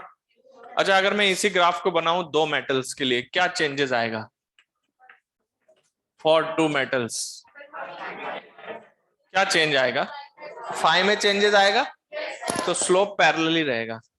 तो दो मेटल के लिए अगर आप इसी ग्राफ को बनाते हैं, frequency versus K max, then इधर देखिए ये स्ट्रेट लाइन है, ये भी स्ट्रेट लाइन है, दोनों पैरेलल बनेंगे। तो your tan theta equals to h and curves straight lines are parallel to each other. ये यहां कट करेगा, ये यहां, ये -5a और ये माइनस, मान लीजिए ये आपका मेटल A है और ये मेटल B। मुझे बताओ which metal is more sensitive towards electron emission? A। ऐसे माइनस पे से कंफ्यूज मत हो, जिसका वर्क फंक्शन कम होगा। तो ये जो यहां इंटरसेक्ट करा है इसका वर्क फंक्शन कम है, और ये, या यहां से देखो जिसकी थ्रेशोल्ड फ्रीक्वेंसी कम है उसका वर्क फंक्शन कम है, जिसकी थ्रेशोल्ड फ्रीक्वेंसी ज्यादा है उसका वर्क फंक्शन ज्यादा है। तो इसका मतलब हम कहेंगे मेटल A, क्योंकि मुझे दिख रहा है 5a is less then 5b, तो metal A is more sensitive towards electron emission. ठीक है, देन बी। याद रखना अपने आप में, तो metal A is more sensitive. ये कंपैरिजन है, कोई मेटल अपने आप में सेंसिटिव नहीं होता है। क्वेश्चन बहुत इजी होते हैं, लेकिन अंडरस्टैंडिंग है, कॉन्सेप्ट है, और कुछ थ्योरेटिकल क्वेश्चंस हैं जो आपको बहुत संभल के जवाब देना पड़ता है।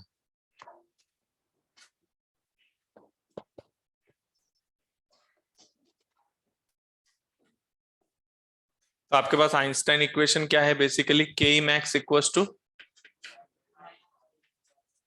H nu minus five. Graph बना लिया सबने? दो मेटल्स के लिए ये पैरेलल कर्व होंगे। अभी बना रहे, लैम्डा का भी ग्राफ बना रहे। के मैक्स वर्सेस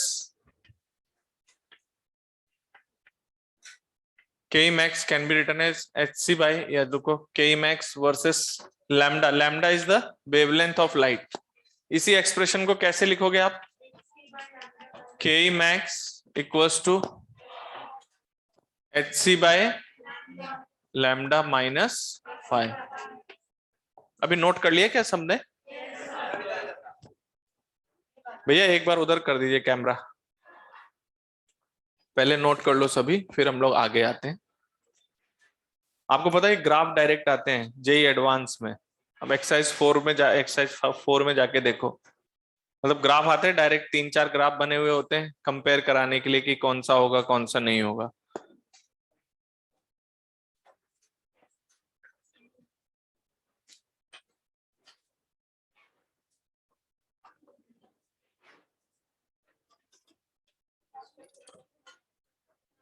नोट कर लिया आप सभी ने? मेटल ए ज्यादा सेंसिटिव था क्योंकि उसका वर्क फंक्शन कम था। ध्यान रखना कभी कभी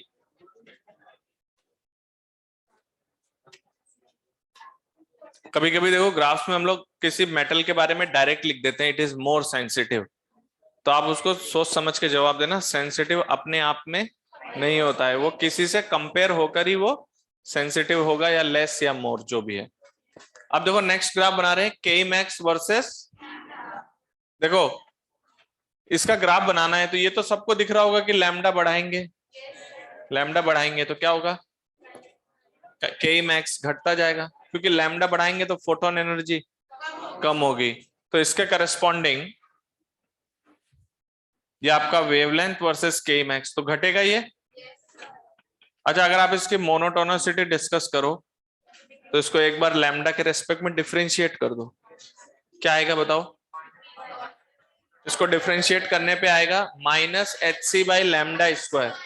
ये बताता है दिस ग्राफ इज डिक्रीजिंग, एक मिनट, ऑलवेज डिक्रीजिंग तो है, but as lambda increases its slope also decreasing, magnitude of slope also decreasing, क्योंकि आएगा minus H C by lambda square. तो ये ग्राफ कुछ इस तरीके का है, और स्लोप भी कंटिन्यू डिक्रीज होते जा रहा है। और फिर ये यहां पर ये कौन सा पॉइंट है? लैम्डा टी एच, क्योंकि इसके आगे इलेक्ट्रॉन एमिशन।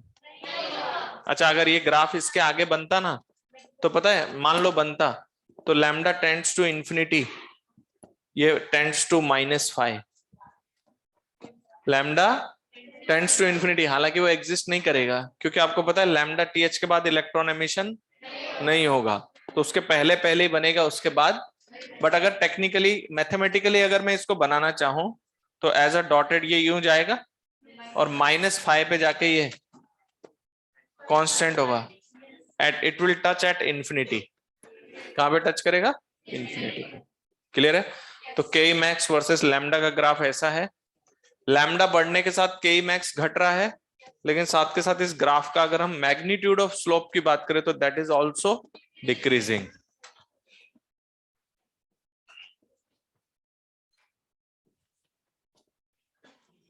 ओके अच्छा अब आप ग्राफ बनाइए वी मैक्स वर्सेस फ्रीक्वेंसी का। V max versus frequency, V max क्या है? Maximum speed.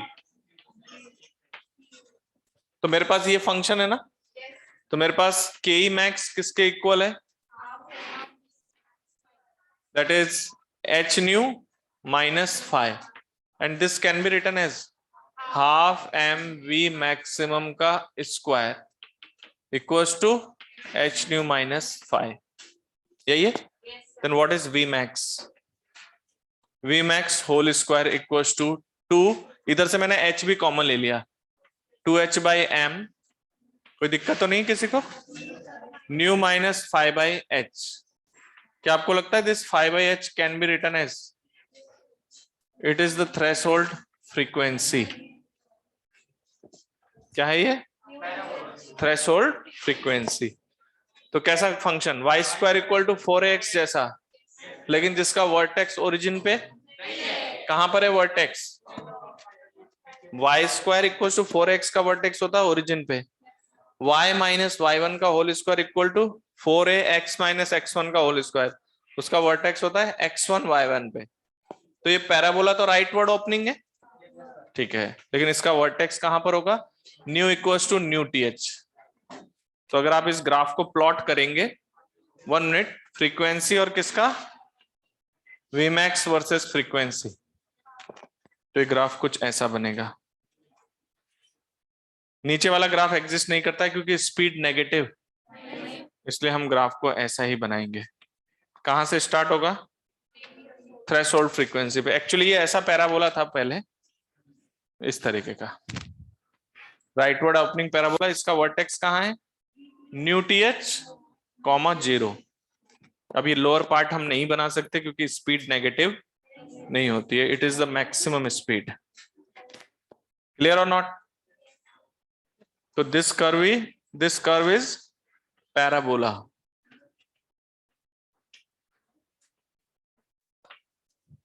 पैराबोलिक कर्व है.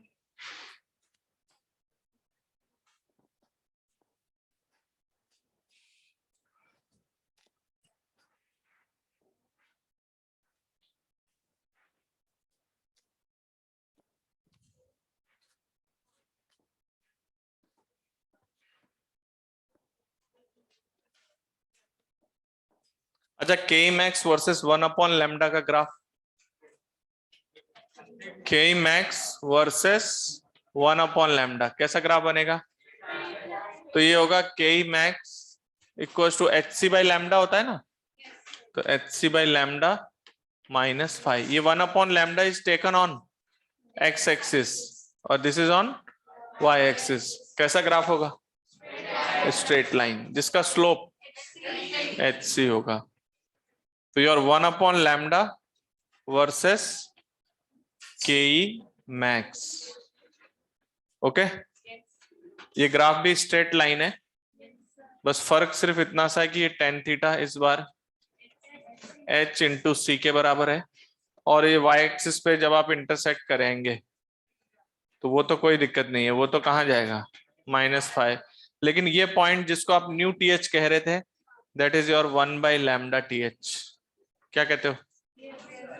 ये पॉइंट कौन सा होगा? क्योंकि जब lambda equals to lambda TH, the K max would be 0.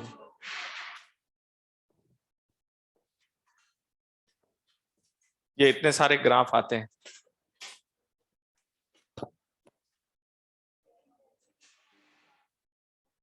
किसका? हाँ, अगर के मैक्स के ग्राफ की बात करें तो बिल डेफिनेटली.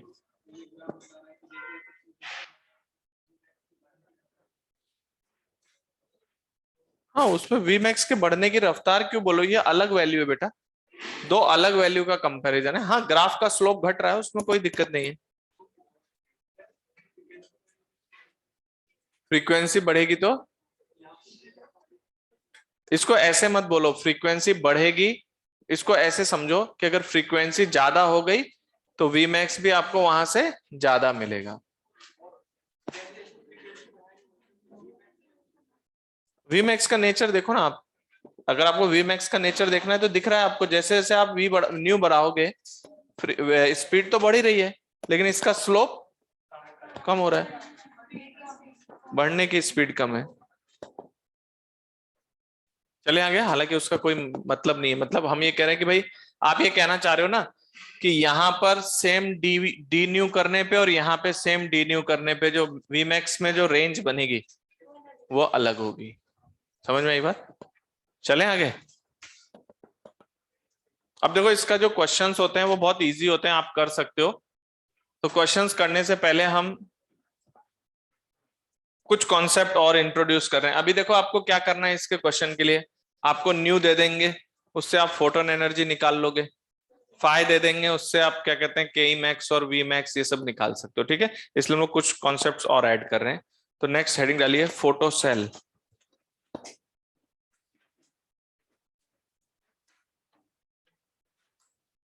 आपको सही बता दो, इस चैप्टर में ज्यादा कैलकुलेशन है ही नहीं।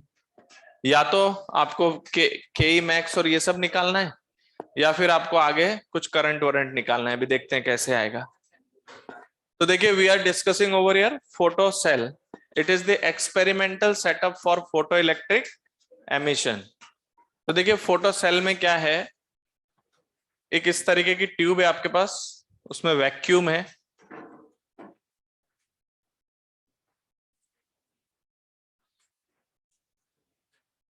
ठीक है, यहां पर आपका एमीटर प्लेट है। क्या है ये? एमीटर। एमीटर को हम लोग हमेशा कैथोड बोलेंगे। क्या बोलेंगे? तो इसका एक और नाम हो गया कैथोड। ओके, इधर हमारे पास एक प्लेट है, इसको हम लोग एनोड बोलेंगे, या फिर हम इसको कलेक्टर बोलेंगे, कलेक्ट करेगा। इधर देखो ये एक्सपेरिमेंटल सेटअप समझो, क्वेश्चन सब इन्हीं पर होंगे। हमने एक अप्लाइड वोल्टेज अप्लाई किया, हमने वी वोल्टेज अप्लाई किया इस पूरे सर्किट में। अब इसको थोड़ा ध्यान से समझना है, इसमें पूरी कहानी है, फिर ग्राफ बनेगा। तो सबसे पहले मुझे बताओ, इस तरह से वोल्टेज लगाने पे एनोड हाई पे कि एनोड हाई पे? एनोड हाई वोल्टेज और कैथोड लो वोल्टेज। तो यहां पर ये जो V है ना, as a symbol, that is VA minus VC। इसको यहां मत लिखो, मैं अलग से लिख देता हूं। तो अप्लाइड वोल्टेज जो आपने अप्लाई किया है वो एनोड माइनस कैथोड को रिप्रेजेंट करता है। तो एनोड माइनस कैथोड का जो पोटेंशियल डिफरेंस है दैट इज योर V।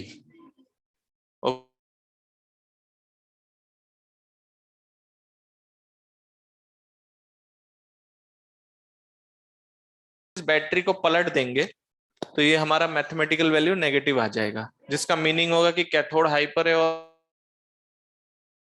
हमारा जो ग्राफ में V होगा वो एनोड माइनस कैथोड को रिप्रेजेंट करेगा। किसको? अब हमने क्या किया है, जो अंदर वैक्यूम ट्यूब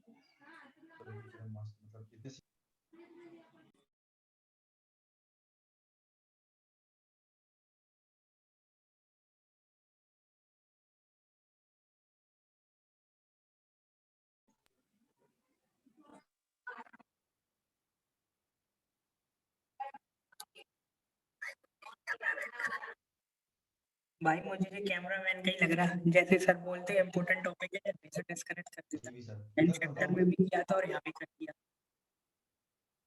स्कैम हो रहा है।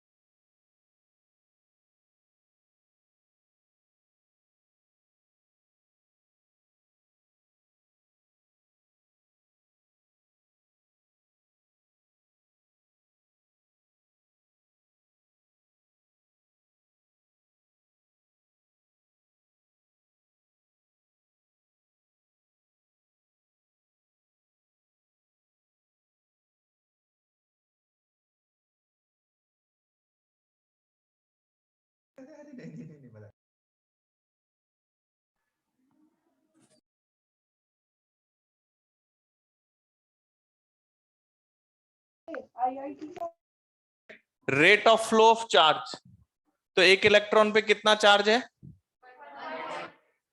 एक इलेक्ट्रॉन पे कितना चार्ज है? हाँ, तो एक इलेक्ट्रॉन पे ई मैग्नीट्यूड ऑफ चार्ज है ना। और अगर आपको ये पता चल जाए कि कितने इलेक्ट्रॉन्स रीच्ड एट एनोड हैं पर सेकेंड, तो मैंने उसको बोला D N by D T क्या ये नंबर का रेट है? किसका रेट है? नंबर रेट, लेकिन रीच्ड इलेक्ट्रॉन्स का इनटू ई कर देता हूं। क्या ये मैग्नीट्यूड ऑफ करंट है? और मैंने डायरेक्शन शो कर ही दिया कि इधर से इधर दिखाएंगे तो नेगेटिव आएगा, तो इधर से इधर, तो इसलिए ये ई लगा दिया। तो ये dn बाई dt किसको रिप्रेजेंट कर रहा है? तो मैं कह रहा हूं dt टाइम में dn नंबर ऑफ इलेक्ट्रॉन गए, तो कितना चार्ज फ्लो हुआ? dn e by dt। तो dn by dt into e, the rate of flow of charge. तो ये करंट है। तो आपको पता है करंट रीच्ड इलेक्ट्रॉन से है या एमिटेड? रीच्ड। Very good. अब मैंने ना ये जो पोटेंशियल डिफरेंस मैंने अप्लाई किया है, ये पोटेंशियल डिफरेंस अप्लाई किया है, ठीक है। एक बार मैं थोड़ा रिपीट कर देता हूँ यार, वो वीडियो में दूसरे स्टूडेंट्स भी हैं तो उनको समझ में आ जाएगा, वरना अभी वेस्ट हो जाएगा पूरा। देखो इसमें से मैंने क्या किया, फोटॉन्स गिर रहे थे और फोटोन से यहाँ पर इलेक्ट्रॉन्स एमिट हो रहे हैं। तो मैंने एज्यूम किया कि सपोज मैंने 2000 फोटोन पर सेकंड गिराया है, तो उसमें से कितने इलेक्ट्रॉन्स निकल रहे हैं? 1000 इलेक्ट्रॉन पर सेकंड निकल रहे हैं। फिर मैंने एज्यूम किया कि मान लीजिए कुछ इलेक्ट्रॉन यहां से यहां पहुंच रहे हैं, तो वो इलेक्ट्रॉन इस वायर में फ्लो करेंगे। तो वो इलेक्ट्रॉन का फ्लो ऐसे है, तो करंट उसके ऑपोजिट सेंस में करंट आ जाएगा। तो करंट जो आया है वो इस तरह से फ्लो करके आया है। तो अब हम ये देख रहे हैं कि करंट जो है वो बाहर जो सर्किट में आ रहा है वो due to the reached electrons है, ना कि एमिटेड। एमिटेड तो बहुत सारे हो रहे हैं 1000 पर सेकंड, लेकिन पहुंच कितने रहे थे? 50। अब मुझे बताइए, अब मैंने क्या किया, ये 0 वोल्ट पे था, 0 वोल्ट पे मैंने 50 पहुंचा दिया। अब मैंने कहा कि इस वोल्टेज को हम थोड़ा बढ़ाते हैं। तो इसको बढ़ाने पर मुझे बताइए एनोड हाई पोटेंशियल और कैथोड, तो electrons are attracted towards anode और नॉट? क्योंकि इस वोल्टेज के केस में इलेक्ट्रिक फील्ड ऐसा होगा हाई से लो की तरफ, तो इलेक्ट्रिक फील्ड इधर होगा तो फोर्स इलेक्ट्रॉन पे उसके। तो क्या इलेक्ट्रॉन्स को अगर हम इधर अप्लाइड वोल्टेज, जिसको मैंने एनोड माइनस कैथोड कहा है, अगर मैं इसको थोड़ा सा बढ़ाता हूं या कुछ वैल्यू रखता हूं, तो इलेक्ट्रॉन्स आर अट्रैक्टेड टुवर्ड्स, तो क्या इलेक्ट्रॉन्स को खींचा जा रहा है एनोड पे? तो जैसे ही कोई वोल्टेज लगाओगे वैसे ही क्या होगा, पहले 50 पहुंच रहे थे, अब पता चला 70 पहुंचने लग गए या 100 पहुंचने लग गए। तो क्या number of reached electrons are increasing? तो जैसे जैसे आप अप्लाइड वोल्टेज बढ़ा रहे हैं, फोटो करंट ऑल्सो इंक्रीज है। याद रखना ये इंस्टेंटेनियस वैल्यू है, अलग अलग वोल्टेज के करस्पॉन्डिंग। तो जिस वोल्टेज पे जितने पहुंच रहे होंगे उसके करस्पॉन्डिंग ये करंट आता जाएगा। और आपको दिख रहा है if applied voltage is positive and it is increasing, तो पुल कर रहे हैं इलेक्ट्रॉन को। तो जितना ज्यादा पुलिंग फोर्स लगाओगे उतना ज्यादा इलेक्ट्रॉन ज्यादा नंबर्स में पहुंचने लग जाएंगे, खींचा जा रहा है। जो कम एनर्जेटिक वाले थे, मान लो वो नहीं पहुंच पा रहे थे, तो वो भी खींच के आ रहे हैं वहां तक। बात समझ गए? या कुछ ऐसे टेढ़े मेढ़े जा रहे थे, तो मान लो वो ऐसे स्किप कर जा रहे थे, अभी अट्रैक्शन होने की वजह से फिर वो स्किप करने से पहले ही इससे कनेक्ट हो रहे हैं। तो ऐसे बताओ, वोल्टेज बढ़ाते जाएंगे, करंट बढ़ता जाएगा। लेकिन बताओ एक ऐसी कंडीशन आ गई जब जितने वहां से इलेक्ट्रॉन्स निकल रहे थे, they all are reaching at anode, जितने निकल रहे थे वो सारे। अब मुझे बताइए, अब मैं कितना भी वोल्टेज बढ़ा लूं करंट नहीं बढ़ेगा, क्योंकि emitted per second is equal to the, उल्टा बोलना चाहिए मुझे, reached per second is equal to the emitted per second. अब इस सर्किट में current increase and the current is reached to saturation level. तो अब एक मिनट रुक जाओ, इसमें अभी पूरी बात सुनो, ऐसे तुम लोग तो यार एकदम, मैं करंट को सैचुरेट कर रहा हूं, तुम लोग सैचुरेट हो गए। तो यहाँ पे वोल्टेज बढ़ाते जाएंगे, ध्यान से देखो, वोल्टेज बढ़ाते जाएंगे तो करंट बढ़ता जाएगा, लेकिन एक लिमिट के बाद बढ़ना, क्योंकि आपको पता है वहां जितने निकल रहे थे वो सारे पर सेकंड। अब आप कितना भी वोल्टेज बढ़ा रहे हो, जितने निकलेंगे पहुंचेंगे, तो सर्किट में करंट इंक्रीज। तो यहां पर अगर आप इस ग्राफ में एक ग्राफ पहले एनालाइज करें, हाँ बनाना तो है कि फिर क्या है, अभी रुक जाओ, ऐसे समझो बात को। मैंने आपको आईवी ग्राफ बताया जिसमें बहुत एक सिंपल सा पार्ट समझा दिया है कि आप जब 0 वोल्टेज पे थे तब भी करंट था, और जैसे जैसे आप वोल्टेज बढ़ा रहे हो एनोड का पॉजिटिव साइड में, करंट बढ़ रहा है। तो ये करंट बढ़ते बढ़ते बढ़ते बढ़ते करंट क्या हो गया, कांस्टेंट हो गया। एक मिनट तो देखो करंट क्या हो गया, तो ये जो कांस्टेंट करंट सैचुरेशन कहा जाता है, सैचुरेशन करंट। और इसकी वैल्यू भी अब आप निकाल सकते हो। आपको मालूम है फोटो करंट ये है ना, लेकिन फोटो करंट की सैचुरेशन वैल्यू कितनी है? एक मिनट बस यहाँ पे क्या, 1 मिनट, ज्यादा टाइम नहीं लूंगा मैं आपका, बस इस चीज को ढंग से समझ लो। सैचुरेशन करंट क्या होगा, जब निकलने वाले सारे इलेक्ट्रॉन पहुंचने लग गए। याद रखना करंट पहुंचने वाले इलेक्ट्रॉनों से होता है, लेकिन जब सैचुरेशन आएगा तो जितने इलेक्ट्रॉन निकले थे वो सारे ही, तो आपका मल्टीप्लायर होगा dN/dt। लेकिन अब मैं बोल सकता हूं it is number of emitted electrons per second multiply by E. Saturation current के टाइम पे जितने इलेक्ट्रॉन्स निकलेंगे वो सारे ही पहुंच जाएंगे। ठीक है, मैं आपका ज्यादा टाइम नहीं लूंगा, बस 1 मिनट और ध्यान से सुन लो। तो मुझे पता है कि अब तो ये पाप है टाइम निकलने के बाद। अभी तो देखिए एक छोटा सा पॉइंट बस, इसके बाद बाकी बात नेक्स्ट क्लास में करेंगे। इसको मैं बस इस ग्राफ को पूरा कर दे रहा हूं। उधर हमने dN/dt इंटू ई कर दिया। dN/dt अब क्या हो गया है, emitted.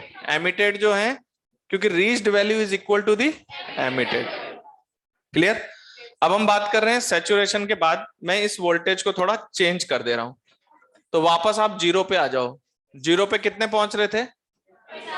As per my example 50 पहुंच रहे थे। ये मैंने ऐसे एग्जाम्पल लिया हुआ है, रट मत लेना इसको। तो इसको इधर इधर घुमा दिया मैंने, पलट दिया, पोलैरिटी चेंज कर दी। तो अब ये ग्राफ नेगेटिव साइड में जाएगा, क्योंकि now your cathode is at high potential. तो जैसे ही आप पोलैरिटी रिवर्स करेंगे, पोलैरिटी रिवर्स करेंगे तो क्या होगा? देखिए देखिए, पोलैरिटी रिवर्स करते ही इलेक्ट्रॉन पे जो फोर्स है अब एनोड की बजाय और उल्टा लगेगा, तो एनोड पे पहुंचने की तरफ वो रिटार्ड होगा। तो बताइए, जब बिना वोल्टेज के 50 पहुंच रहे थे, रिवर्स कर दोगे तो कुछ और कम हो जाएंगे। तो सर्किट में करंट और इधर से नेगेटिव जो रिवर्स वोल्टेज है, अब उसका मैग्नीट्यूड बढ़ाते जाते हैं। तो बढ़ाते जाएंगे तो करंट, और एक पर्टिकुलर वैल्यू पे जाके करंट 0 हो जाएगा। This is the complete IV characteristics. Characteristics का मतलब समझते हो? नहीं, कैरेक्टरिस्टिक्स वो कर्व होते हैं जो हम प्रैक्टिकल पूरा एनालाइज कर रहे हैं। इसका कोई फंक्शन बताया क्या मैंने? नहीं, पूरा एक्सप्लेनेशन से बताया कैसे कैसे ग्राफ बनना है। This is the IV characteristics. और ये वो रिवर्स वोल्टेज है जिस पर photo current, and this is called as stopping potential. बस इतना ही पढ़ाएंगे आज। अभी स्टॉपिंग पोटेंशियल नेक्स्ट क्लास में निकालेंगे। एक मिनट,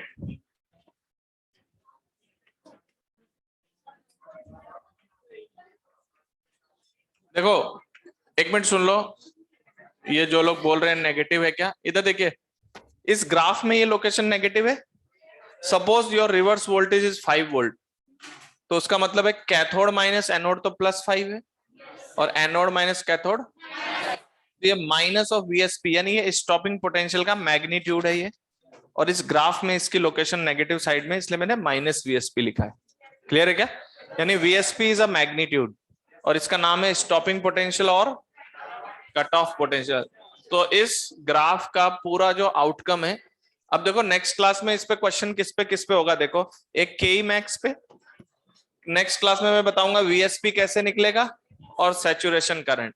इन 3 चीजों पे इस पूरे चैप्टर के क्वेश्चन होते हैं। क्लियर है क्या? तो बाकी नेक्स्ट क्लास में बात करेंगे। Thank you for today and merry Christmas to all of you.